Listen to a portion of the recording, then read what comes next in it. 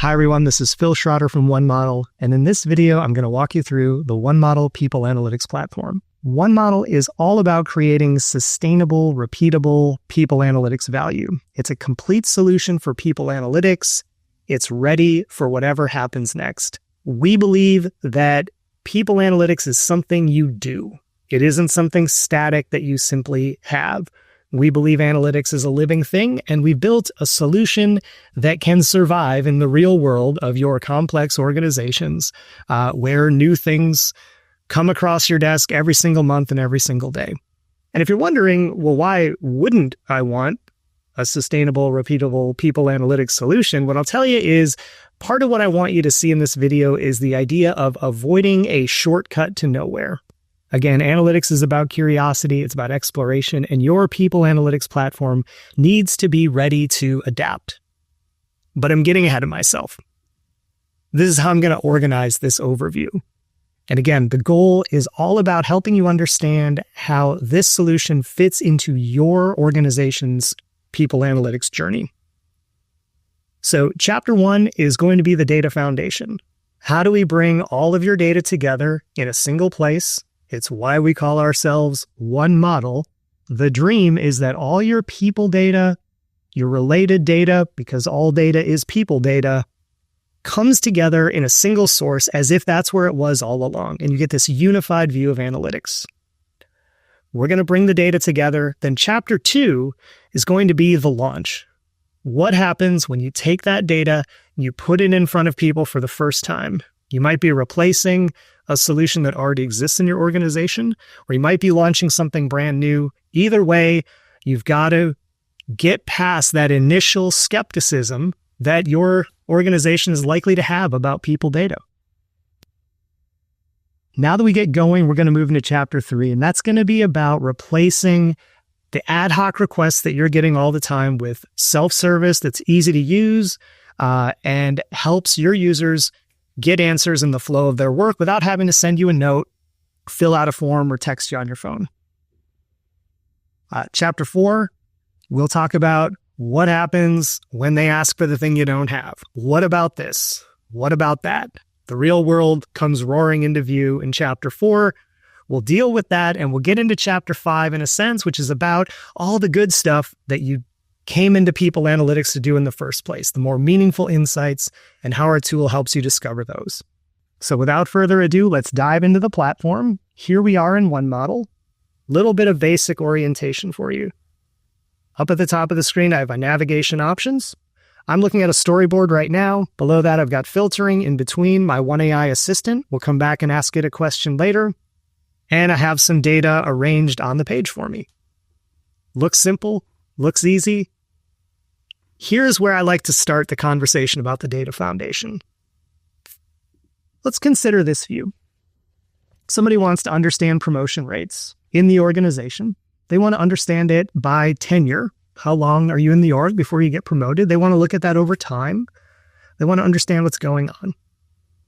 Views like this are devilishly tricky to put together. These are Excel-crushing analyses. They look simple.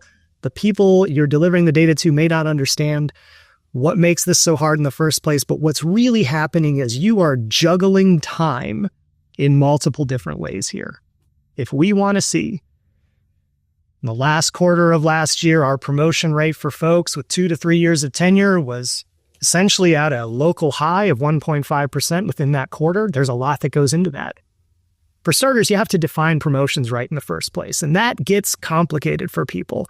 Organizations might disagree about how a promotion gets calculated, and if you feed them some pre-canned thing that doesn't fit the organization, they're not going to accept it. And so they need to see that promotions was calculated using reason code XYZ in the system. So we're past that. We've defined what we're looking at in the first place. Now we need to calculate the head count so we can get a promotion rate. That's its own set of calculations. At the same time, we need to be figuring out for each of those people in headcount, how much tenure do they have, and then we want to do it for multiple quarters going back in time. Again, these are Excel-crushing problems. The end result is useful, it's interesting, but it's really difficult to get to. It gets even more difficult to get to when you start connecting data from multiple systems. So somewhat different request here, but now I want to look at performance by recruiting source. Now I'm stitching 3 systems together. So again, Excel crushing, Power BI, confusing types of problems here, and you need to build a strong data foundation to get this work done. And I'm going to show you how we do that. And I'm going to warn you before we go into this. 1, that I really enjoy this part of the tool. And 2, it's a little bit like eating your vegetables first. So if data modeling is not your idea of a good time, the recording of me won't notice if you drag the bar a little bit to the side on the video and jump to the good stuff. But I would encourage you to stick around, because what you're going to see is the real deal.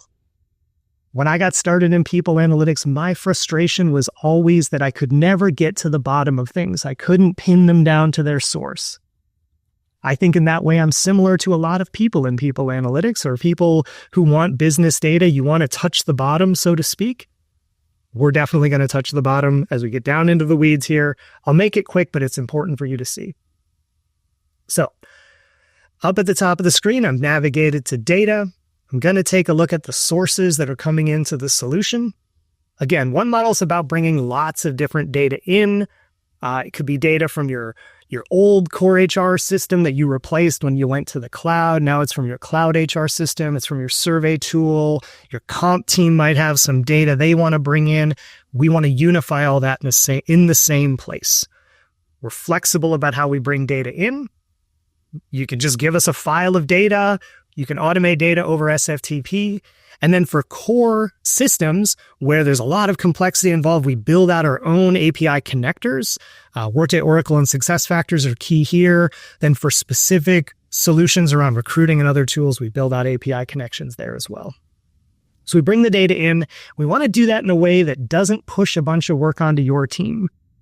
So we don't want your IT team to have to conform to a bunch of stuff that we're doing. We don't want you to have to align everything to a template for us. We're going to meet you where you're at, bring the data into the solution. That's step 1. Step 2, my favorite part. We are going to transform that data into a relational data model that's ready for people analytics. And we're going to do it by creating a bunch of logic to handle all of the stuff that's going on in that data. You don't have to do this work. This is the value that one model brings in our team being able to model data and understand it, and increasingly automate that process through AI. Don't think that you're going to have to come into one model and start writing a bunch of SQL or hire somebody on your team to do that. But I do want you to see that you will be able to see exactly how that process works. So if you ever want to pop it open and see where did that field come from, or if you need to show somebody in IT, heck, if your IT team wants to just download a copy of the script, we're fine with that. We're not obsessive and proprietary. It's not a secret how we bring the data together. We're going to lay it bare for you to see. You can see exactly what we do. If you do want to make your own changes, you're absolutely welcome to do that as well. It is as flexible as if you built it yourself without having to. For me, this was the aha moment of one model, because it was that moment where I finally felt like I can touch the bottom and I can trust what's happening above it. So we bring that data together into a relational data model that's ready for analytics. That's the takeaway. We do the hard work around that. It's version control. There's, validation checks in place. We're going to get the data quality right. And if you ever want to come back and pop the hood, so to speak, and just see what's going on in there, you absolutely can. On a side note, you can also take this data and you can push it downstream to other solutions. So once we have that rich data foundation created, it's useful for lots of things. And if you have a team internally that says, can you get me a feed of data so I can put it into Snowflake, or I need this data in Azure so the finance team can do something with it, you can do that. Business level, the punchline here, your data is not trapped in one model. It didn't go into this cul-de-sac from which there are no, roads out. All right. So we build the data model. We can tell you all about that. We understand systems like SuccessFactors and Workday. Just, already this is the 1,000 lines of SQL you don't have to find somebody to replace and write for you. Don't reinvent the wheel. We've already got it done. Now, the last piece of this is, on top of this data model, you need to be able to define your metrics. So earlier I clicked in on promotion rate. We had a definition for that. That's all happening here in a no-code way. You can configure and adjust the metrics we set you up with. You can build your own metrics. You're not dependent on us for this. You're not locked into any one way of looking at the world. We've got companies that have dozens of ways of looking at headcount because they need them, because in the real world, they need to have an FTE version, a startup period version, a daily average, a version that excludes interns, a version that includes contractors, all of these things. This has to be able to grow and flex, and you can do that right here. My metrics library is on the left-hand side. The big takeaway here is that create and edit button. If you want to change a metric or modify how it works, you can do that. Our team's going to help you, get you enabled and trained on it as well. And if you need a different way of looking at promotion, you need to filter people out, you get to control all that right here. So this is kind of the linchpin, I like to think of it. If those processing scripts are the heart of one model, then this is kind of that linchpin that connects that underlying data model to the analyses that you're looking to do. So that then when you come back at the end of the day, you're getting ready to launch this data, you open up a view for somebody and you say, this is our headcount, 39,143. You're ready to defend and explain how that's happening or modify it so it fits exactly. All right, and that's going to bring us to chapter 2, the launch.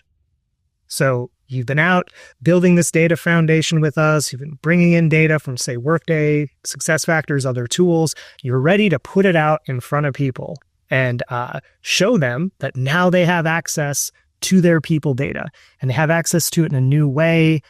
We'll break it out. We can trend it over time. We can look at turnover. We can differentiate voluntary from involuntary. We can compare it to last year, look at net hires. Maybe you brought in performance data because that's really meaningful to you at the beginning of your journey. All of this is great. You put it in front of somebody, and the first thing they say is, 39,143? That can't be right. And you're at this critical moment. It's quick, but it's a key moment in your journey to people analytics where you need to be able to say, this data is right. You can trust it. One of the first things we do to build that trust is you can click on the metric. You see something you're interested in, you can click on it and you can see what's going on in there.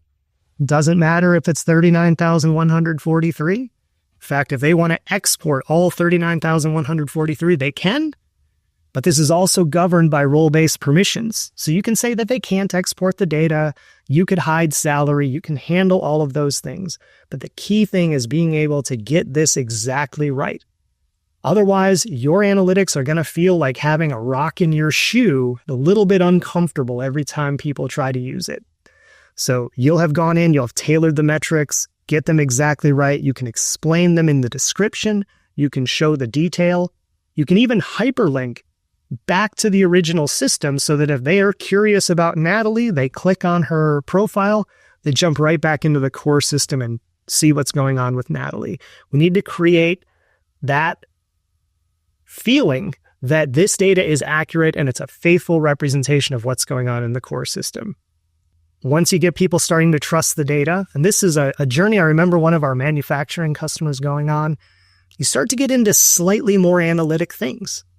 And if you're deep into people analytics, this may not seem like a big deal, but I remember the moment we were talking about net hires with one of our customers, and this was a nice aha moment for them. They were looking at hiring out in their various manufacturing facilities. They were trying to explain to people the impact that turnover was having on the building, and they were saying, yeah, we hired 349 people. I'll actually build this out for you here. So we hired 349 people. All right, but you lost 444. Overall, you went backwards by 95. And again, if they need to dig into that detail in more dig into that information in more detail to trust it. They can click on the number. They can see what's going on. If they want to explore their recruiting data a bit more and say, well, we hired a bunch of people from this particular source, but which one was it? They can drill down into the graphs. They can look at the detail, and then you can start to get them thinking analytically, even if it's as simple as taking hires and subtracting terms and figuring out the difference. All right, so that's kind of surviving the launch, so to speak. And the thing that happens next is you want to start replacing ad hoc requests with self-service. So once people trust the data, now instead of emailing you and saying, okay, I have my dashboard, but I need to see it for, Tom's organization. And, Tom has engineering, so I'll click on that, but he's also overseeing this technical team, over in our operations group. Well, they can filter the data down, apply that filter, and they can see everything for Tom's group. And if they're coming back and doing that filter all the time, they can save that filter and be able to get it whenever they want. So you don't have to make them a new report every time they want to see it in a slightly different way. Now, after that comes the fact that, quite frankly, a lot of HR ad hoc requests are for lists of people. That's what you're dealing with a lot in HR. I'm going to jump over to this people report. And what might start to happen here is somebody says, well, I need a list of, high potential people. Great. I want to look at high potential women in the organization, and I need to know women who have been enrolled for 2 to 3 years. Again, that's not a request that you're going to have to stitch together in Excel anymore, because you say, well, the performance of the potential data is over here, and I'll get a sheet of that, and I'll VLOOKUP it with the demographic data I get from core HR, and then I'll do a calculation to figure out how much tenure they have, and I'll have to explain it. It's just right here. No additional gymnastics required in Excel. And you can keep going with this too, because the next thing that's going to start to happen is what I call, the what about this, the yeah, but problem, or I need a new field. As soon as you share this out with the person who asked for it, they're going to say, thank you. You remember that spreadsheet you made for me last week? Well, we're thinking about doing a program for the engineering group to do career development for high potential women who've been enrolled 2 to 3 years. But now I need the cost center data included because I'm talking to finance about how we're going to budget for that process. That's okay. I'll add a filter. We'll filter it by cost center because you brought in cost center because it was important, and now it's connected to all of your data. There's not a bunch of VLOOKUPs happening. Maybe you need to worm your way down into the engineering cost center data, and whatever cryptic names you use for cost centers, they might look like this or have numbers or whatever. We're going to filter down to just that Eng and DevOps group, and we just do it like that. Ideally, they can do it for themselves, but you're not stuck having to rerun the analysis you just did last week, because that really becomes the killer for your analytics team, is where your own success can start to bury you, because you made the one analysis that everybody likes, and now they ask for it every month, and you're doing manual work to get it done every month, and you're lowering your team's capacity, and you end up topping out at like the 5 or 6 things that your team delivers. But you need to be able to grow and to be able to flex. Let's actually take that a step further. Just on this people report, maybe you need to modify that storyboard a bit. Instead of just the list view, we want to add some components to it. We want to add a new chart. We need to add a column to the chart we're looking at. I'll just do a basic chart here. But here we go. Again, I'm modifying the storyboard. I've got my metric library. Maybe I need to look at some headcount data. Let's just look at end of period headcount. I want to break that out by gender. I'm just typing ahead. Think of this as the pantry. When you cook the right way, you've got everything already ready to go, and you look like a great chef just dumping everything into the pot. This is that library where everything is pre-chopped and ready to use for you. So I need to look at my head count for end of period, break it out by gender, look at it by time. Away we go. And you can add modifications and other things to this. But again, if it's an ad hoc request that comes in, you can turn this around and it's going to match everything else that you're doing across the board. You're not going to make one report that doesn't match another one because all the common definitions and all the ingredients in the pantry are properly organized. Really quick view there. You can get into more. You can add, reference lines to these. You can add annotations. You'll see a little bit of that as we go further in the demo. You can respond to your customers quickly. They can do this for themselves. In fact, maybe to keep replacing more of those ad hocs with self-service, you just want them to be able to ask a question. That's great. So maybe I want to know, how does promotion rate compare for men and women by age band? Now I don't even have to build a graph anymore. I can just ask for what I want, type in my question, look on the right-hand side first. Again, all the ingredients in the pantry are organized. They're all validated. I'm not going to get some confusing answer. Now I can look over and see that promotion rate. It's broken out by men and women. I see it by age band. There we go. Just doing that for me. The overall goal here, and I'm blurring together kind of chapter 3 and chapter 4, so to speak, but the vision is we're replacing those ad hoc requests with easy-to-use self-service, and we're able to respond so that when somebody needs something a little bit different, we can add it, and then we're able to continue to grow and deliver more and more from our team. So everybody's getting more of the data they want with less effort.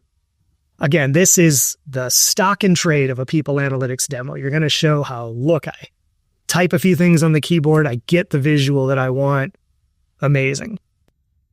But think about this as part of what we need to do is make the easy things easy. So getting that list report, getting that basic visualization, that should be easy. We make it easy. We kind of give you what you might think of as a 15-minute insight in 1 minute. And that fuels self-service because people feel like they can quickly get to what they want and they don't have to come ask you. You got to make that really easy for those users. It's a meaningful part of the journey, but it's not the end of the journey. So let's go a little bit further. I've been editing this storyboard for a while. Let's get out of that and let's start to talk about focusing and on delivering the things that actually matter.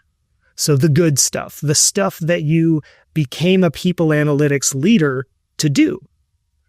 And I've got a bunch of tabs here so we can run through some fun examples. So we'll get out of a basic list report and all of that. And let's head over to, let's look at hotspots first. Here's an initial thing that you're going to want to do for folks. You want to tell them about turnover because everybody will forever care about turnover. It's probably the most important, outcome metric you can have with your workforce. People can debate me in the comments about that, but you need to tell them where there are areas of turnover to focus on. And there could be a lot of areas. I've got, paging turned on here so I can browse through all these different areas of the business. I've got them all stack ranked together.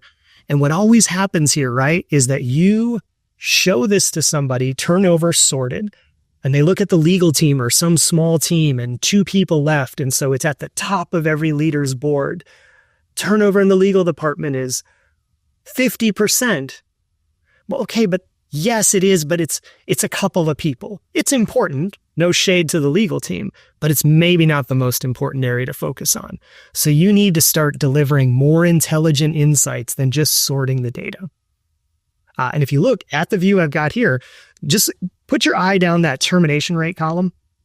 Do you see how it's not just in descending order? Some of the 9s are above some of the 10s. What's going on there is we are sorting it by significance. We're doing some statistics. We're doing it for you. You don't have to dust off your stats book or anything like that. But what it means is that we can bubble up to the top, kind of mining our way through the whole organization. Where are the areas where turnover is high enough and there's enough people to make it significant? And so we're highlighting the top 10 or so areas of focus. So you're not going to confuse people with naive insights. We're going to give you the tools. We're going to bring statistics into your program, again, without you having to rewrite a bunch of formulas or do some complex calculations. This one in particular, it's as easy as hitting this light bulb and saying you want to turn on or off the sorting insights for the table. So we're going to start to focus on what matters. Take another view. We talked about, getting to more interesting, more complex insights for our users, being able to tell that story a little bit more. I'll pull open span of control as an example. Span of control can be tricky to calculate it. When we get your data all pulled together, we're going to be able to calculate this over time. It can be a bit of a slow-moving metric, but it's one of those things that can sneak up on you. And so we're looking at it by year. It's starting to go up, and we have put an annotation in so we can understand what exactly started to happen. So if I'm telling this story to somebody about what's going on in the span of control, I can call out an area where things may have begun to change a bit. And I can also get to some more advanced metrics. So below that view, I'm saying to you, leader, span of control is going up, right? And now I want to tell you a little bit more context. And this could all be very organizationally specific. How do you think about a business unit that's growing faster than it should, or a bit, or one to keep an eye on? One thing you might do is bring in your revenue data. One model's not limited to just people data. So you could bring in revenue and you could see, well, finance and my go-to-market orgs are growing faster than revenue. That might be entirely on purpose, or it might be a warning sign to take a look at. Heading next door to that, I've got a couple of really custom metrics. You won't necessarily have these particular metrics, but you might want to understand, well, tell me areas of the business where I have managers who have 3 or fewer direct reports. I want to keep an eye on those things. Or tell me how many managers I'd convert into individual contributors if I wanted to increase my span of control. You don't necessarily have the same metrics as that, but you might want something similar, something really tailored to your organization, and you want a people analytics tool that can deliver it. Let's do something a little bit more interesting, perhaps. Let's jump over to workforce representation. Again, how do you tell your story? How do you get to more interesting insights on top of the data? Well, right off the bat, you might have some targets and goals, and one model will help you layer those over the top as well, so you can see if we're targeting a particular number for female representation. How are my business units doing relative to that? And then also giving you a more interesting analysis. Here's that target. Well, am I going to hit it? Let's run a forecast. Let's extend those lines outward and see if I'm on track at these different levels to hit that particular forecast. And again, we want to encourage skepticism in the data at all times as well. And so if you show this to somebody and they're a bit into forecasting, they might say, well, what kind of forecast was it? Why should I trust it? And you don't want to look silly because you say to them, one model just puts the forecast in. I click the light bulb. That's not a good answer for you or for your career or for the person who asked it. So you can always check the receipts, so to speak. You can click on that forecast. We'll tell you exactly how we came about it. If you're into forecasting, you could even change and say, I want an ARIMA forecast instead of a curve fit forecast. But bottom line, you can always trust the data. You can always defend your answer. So again, the whole spirit here is we're trying to answer more complex questions. I'll share one more example, and that's return to office. Return to office has been a huge theme, over the past couple of years. And it does a couple things. So one, it really drives home the point that you have to be ready for whatever happens next. All you have to do is think back over the last few years. Go, get a sheet of paper, write, 2021, 2022, 2023. Think about the unique challenge that each of those years posed.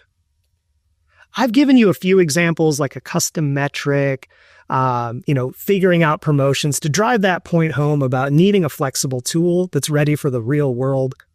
But I think some of these topics do a better job.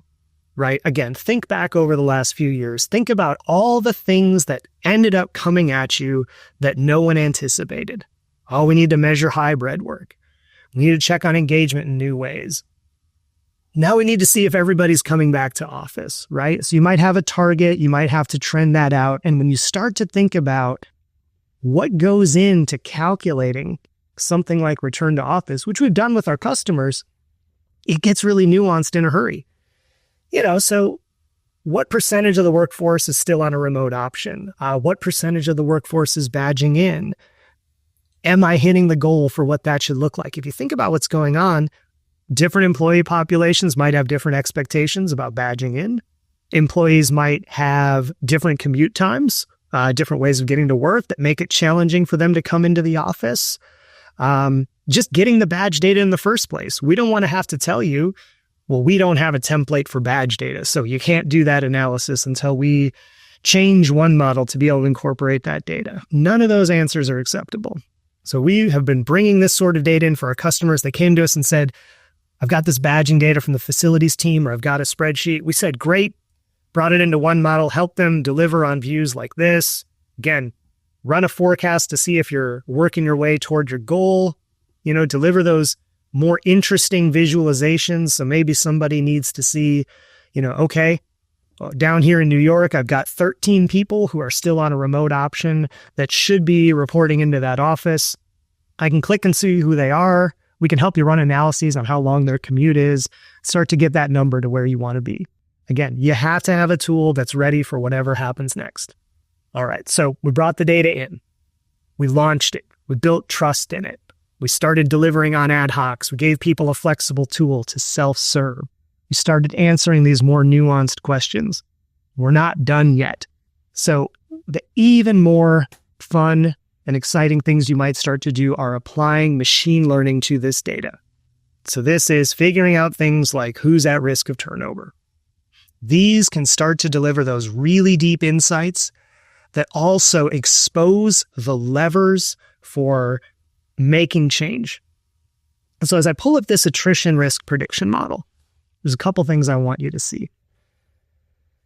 For starters, it's this list of drivers. So yeah, on the left, we can highlight who's at risk of attrition. Steve on my team, he's got a great story about, delivering a predictive model to a senior executive that showed who was at risk of attrition. The executive said, great, tell me why. And they built the sort of model where you couldn't expose the drivers. And there's nuances to how that comes to be with predictive analytics. But right here, we've got the drivers listed out. On the business side, just think about this as a prioritized list of what is causing the thing that you care about.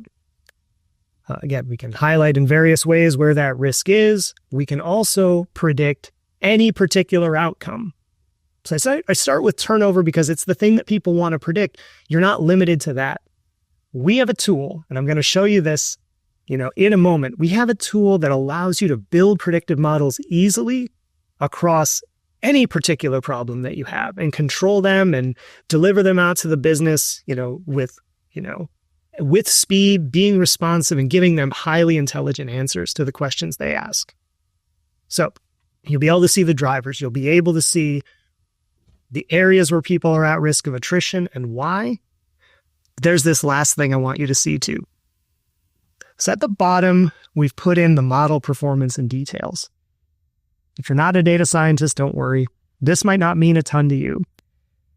But what I want you to think about is when you pick up some food at the grocery store, you turn it over and you check to see if there's high fructose corn syrup in it, right? This is the same idea.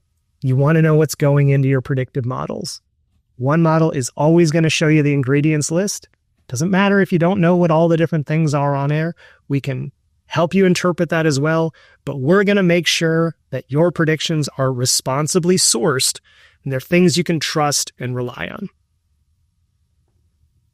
So again, this is getting to the stuff that really matters. And I'm going to switch views one more time, and I'm going to show you the view back to the people analytics team for what might happen when somebody asks you a really difficult question.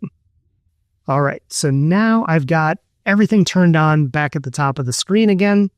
I can see my data. I can see how I configure things like role-based permissions, and I've also got One AI turned on here at the top. I'm going to click on One AI, and this is our Machine Learning Operations Center.